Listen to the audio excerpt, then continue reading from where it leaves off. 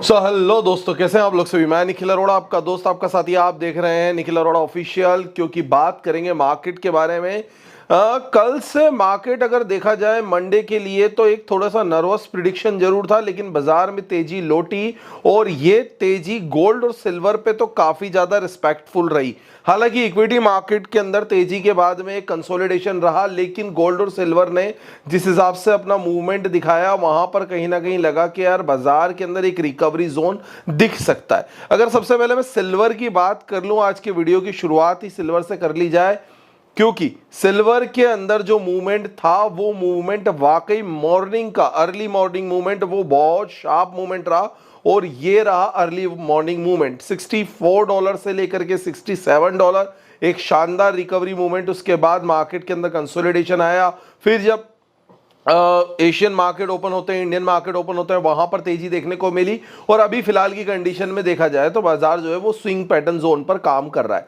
Silver के अंदर कितना मूवमेंट रहेगा, क्या रहेगा, लेकिन जो लोग सिल्वर पे ट्रेड करते हैं उन्हें हमेशा एक उम्मीद रहती है कि सिल्वर पे ट्रेड कैसे की जाए, कहाँ ट्रेड की जाए, क्या प्लेटफॉर्म यूज किया जाए, कोई मेंटरशिप अगर मिल जाए। तो अगर आप इंडिया से हैं तो 9301723368 इस मैसेज पे कांटेक्ट करें, और इंडिया के बाहर किसी भी देश से तो +91 लगाए और 100% फ्रीली मुझसे कांटेक्ट कर सकते हैं। I will not gonna to take any kind of charge, हमारी कोई पेड सर्विस नहीं होती है। सो आप फील फ्री मुझसे संपर्क करके मेरी टीम में ऐड होकर के वर्क कर सकते हैं।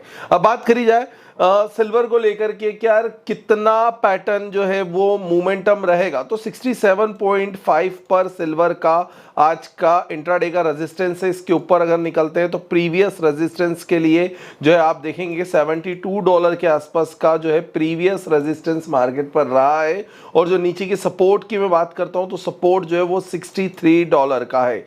सो मार्केट अगर $67.5 को क्रॉस करेगा तो बाजार के अंदर न्यू पंप दिख सकते हैं, और अगर इसे नहीं क्रॉस कर पाया तो फिर मार्केट जो है वो स्विंग वॉलेटिलिटी में रहेगा 67.5 से लेकर के $63 में। इस प्राइस वैल्यू को आप अपने अकॉर्डिंग जिस भी कंट्री के अंदर ट्रेड कर रहे हो वहां पे कन्वर्ट कर सकते हैं, लेकिन मैं कहता हूं कि अगर सिल्वर पे ट्रेड करना है तो XAG का प्राइस देखना बहुत ज्यादा जरूरी है, और XAG के प्राइस पर ही मार्केट के अंदर ट्रेड की जा सकती है, और यही सबसे बढ़िया तरीका होता है ट्रेड करने का। अब बात करी जाए गोल्ड के साथ में, देखिए गोल्ड के अंदर भी एक सबसे बड़ी बात तो ये आती है निकल करके कि गोल्ड के जो ट्रेडर्स हैं वो कहां पर ट्रेड करेंगे, भैया उनके लिए ट्रेडिंग पैटर्न क्या बनता है। तो गोल्ड ने, सिल्वर ने जब मूवमेंट दिखाया था उसी वक्त गोल्ड ने भी मूवमेंट दिखाया, और 4240 पर जो गोल्ड जाना चाहिए था प्रीवियस रेजिस्टेंस को टच करने के लिए, उस लेवल तक गोल्ड नहीं गया है। सो मे बी पॉसिबल है कि गोल्ड एक बार 4240 के लेवल को हिट करेगा, और अगर इसका ब्रेक करता है तो 4280 तक गोल्ड का ये मूवमेंट बनता है, और यहां से ही एक छोटी सी स्लाइटली प्रॉफिट बुकिंग दिखेगी। हालांकि गोल्ड का आज का इंट्राडे का सपोर्ट जो है वो है 4170 का है। अगर इस सपोर्ट को होल्ड करता है तो मार्केट के अंदर कोई प्रॉब्लम नहीं है, अगर इसे ब्रेक करता है तो फिर 4120 का सपोर्टिव लाइन है। सो इस लेवल पर फोकस रखना बहुत ज्यादा जरूरी है। 4240, 4280 एंड देन डाउन ट्रेंड के लिए 4170 और उसके बाद 4120। हालांकि अगर आप देखेंगे गोल्ड का पैटर्न जो है वो एक इस हेडलाइन को अगर क्रॉस कर देगा मार्केट, जो कि मॉर्निंग से क्रिएटिव है आज के डे हाइस को, इसको ब्रेक करने के बाद बाजार के अंदर एक पंप शॉर्ट मूवमेंट जरूर देखा जा सकता है गोल्ड के लिए, मैं कहूंगा। अब बात कर ली जाए मार्केट को लेकर के, एक और प्रिडिक्शन जो बाजार में सबसे ज्यादा चाहिए होता है हमें, वो होता है ग्लोबल इक्विटी मार्केट का और साथ में बीटीसी का। यहां पर मूवमेंट अच्छा है बीटी के अंदर, बीटीसी का मूवमेंट काफी ज्यादा शार्प है, और आज का मूवमेंट की अगर मैं बात करूं तो पिछले कई दिनों के कंसोलिडेशन मूवमेंट का ब्रेक इवन पॉइंट जो है वो 66K के आसपास में दिख रहा है। अगर इसे ब्रेक करता है मार्केट या इसके ऊपर निकलता है मार्केट तो फिर यहां से एक न्यू मूवमेंट जो है वो बीटीसी का स्टार्ट होगा। अगर इसके ऊपर टिक पाता है तो 68K तक बीटीसी जाएगा, और 68K को क्रॉस करने के बाद मार्केट में मूवमेंट बनेगा, क्योंकि यहां पर जो सपोर्ट है वो है 64K का, और काफी स्ट्रॉन्ग सपोर्ट है। जब तक 64K के ऊपर टिका हुआ है तब तक ठीक है, अगर 64K ब्रेक करता है तो फिर बाजार के अंदर दोबारा से डाउन ट्रेंड देखने को मिलेगा। हालांकि बीटीसी की बात मैं इसलिए कर रहा हूं क्योंकि जो ऑल्टरनेटिव कॉइन्स थे वो काफी स्ट्रॉन्ग है। ऑल्टरनेटिव कॉइन्स के अंदर अगर आप इथेरियम को ही देखेंगे तो अनुमानित रूप से 1780 यानी कि 1780 तक इथेरियम आ चुका है और यहीं पर इसका एक रेजिस्टेंस जोन है। अगर इसे ब्रेक करता है तो 1820 तक इथेरियम यहां से जा सकता है। इथेरियम का फिलहाल इनिशियली जो सपोर्ट है वो है 7040 का इनिशियल सपोर्ट है। 7040 को होल्ड करता है तो दैट्स ओके। इसे ब्रेक करेगा तो फिर मार्केट के अंदर वही जो घिसा पिटा रूप था क्रिप्टो का देखने को मिलेगा। हालांकि ग्लोबल मार्केट पर बात करना बहुत ज्यादा जरूरी है, क्योंकि ग्लोबल मार्केट में क्या हो रहा है कि 3400 जो हमने एक लेवल डिसाइड करा था, एक रिस्क फैक्टर लेवल था लास्ट वाले वीडियो के अंदर, वहां पर आज के खड़ा हो चुका है यूएस 100।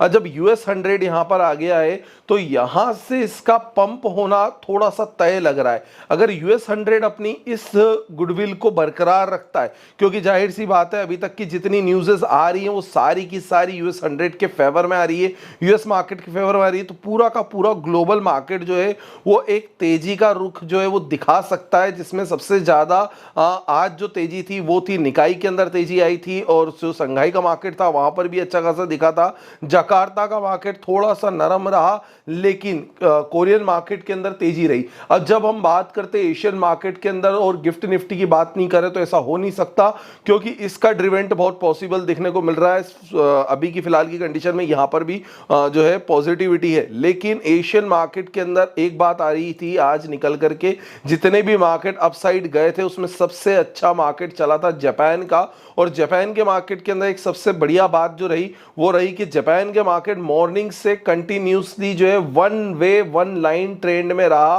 और इस वन लाइन ट्रेंड की एक सबसे खास बात ये रही कि इसने ट्रेंड ब्रेकडाउन नहीं करा अभी तक स्टिल ये मॉर्निंग के अंदर। हालांकि जापान का मार्केट मॉर्निंग 11 बजे तक इंडिया के अकॉर्डिंग क्लोज हो जाता है, उसके बाद इसका फ्यूचर चलता है, तो फ्यूचर भी वन वे चल रहा है। वैसे ही अगर मैं यूएस 100 की बात करता हूं तो यूएस 100 का जो फ्यूचर है वो सुबह से एक ट्रेंडिंग पैटर्न में था, अभी फिलहाल कंसोलिडेट हुआ है। तो देखना ही होगा कि अगर ये पैटर्न कंसोलिडेशन को पकड़ता है तो फिर मार्केट के अंदर थोड़ी सी नर्वसनेस है। अगर गिफ्ट निफ्टी के चार्ट को अगर हम लोग वॉच करते हैं तो गिफ्ट निफ्टी के अंदर भी जो है वो मामला थोड़ा सा बम डिगा डिगा बम बम होता हुआ नजर आ सकता है अगर मार्केट के अंदर यूएस कंसोलिडेशन होता है तो।